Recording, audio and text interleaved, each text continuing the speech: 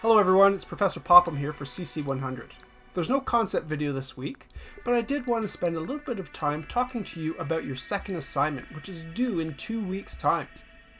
This assignment is intended to be an annotated bibliography of peer-reviewed resources that relate to the subject you selected for Assignment 1. I'm going to take a few moments here to go over the resources that are available to you as a Laurier student, and also to give you some advice on how to choose the best possible resources to use in your assignment. Why don't you come along with me?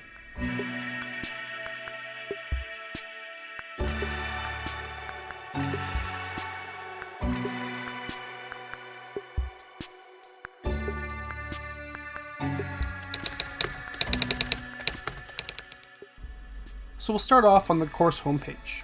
Here you can find all the information you need about CC100. Under the Content tab, you can find all of our materials. If I click on Assignment Instructions, this will give us a list of all the assignment sheets.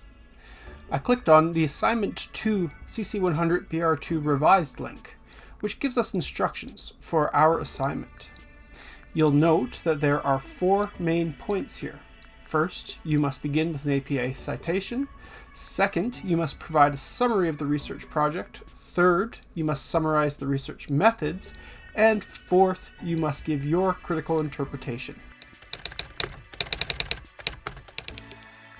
If you need some support figuring out what an annotated bibliography is, you can find this information at students.wlu.ca.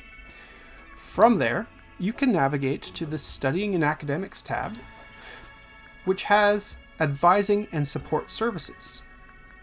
Within this section of the website, you can find Writing Services. And within Writing Services, you can find the tab for Writing Resources.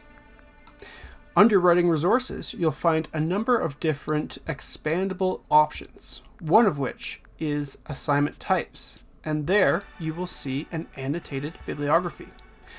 This opens an interesting document that is provided to you by the Laurier Writing Center, and it gives a brief rundown of what content you should consider including in your annotated bibliography.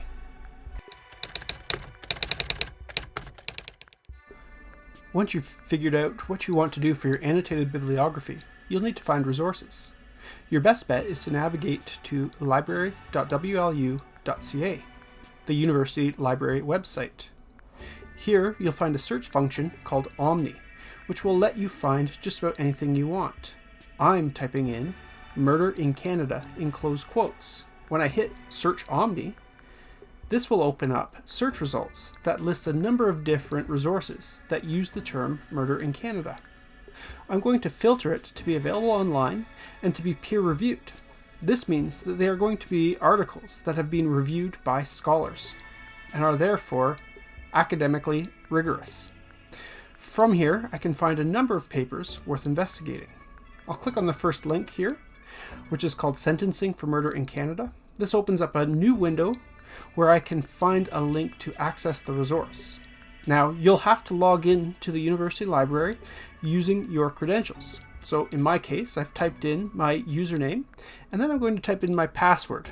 Once you've logged in, you will get access to the resource online. Here, this is the JSTOR page, which is one of the forms of academic journals that we can access. This provides us with access to the article in full text, and we can review what the author has to say about murder in Canada. This last part is totally optional, but it's something I've found very useful in my own work, and hopefully something that will be useful to you. I start by identifying the name of the author, Isabel Grant in this case, and then highlighting the name of the article, and copying and pasting it. From there, I go to a new tab, and I type in scholar.google.com. This loads up the Google Scholar portal, which is a powerful tool for identifying academic articles. I copy and paste the name of the article I'm looking for into the search bar, and then I add Grant, the name of the author, in quotes. This brings up the paper I'm looking for. Now, on the right there, you can see I can access an open access version of the document, but there's more tools here, and in particular, the cite function, which is depicted using a quote symbol. This allows me to create an exact APA citation for the document I've selected. I can then click on it, press Ctrl+C, go to a new document, and press Ctrl+V. And here you can see a perfect APA citation of the document that I was just discussing. This helps to ensure that there are no errors in the citation that I've provided. However, it's always good practice to double check that all of the required information is provided. Finally, I can wrap up with a description of the project or paper I've selected, concluding the requirements of the first annotated bibliography entry in my assignment. And that's all there is to it. Remember, you need to find 5 peer-reviewed sources. For each of those resources, you need to provide me with an appropriate APA citation. For each of those resources, you also need to summarize what the article is about, the methodology that the authors used, and your critical reflection on how effective the article was.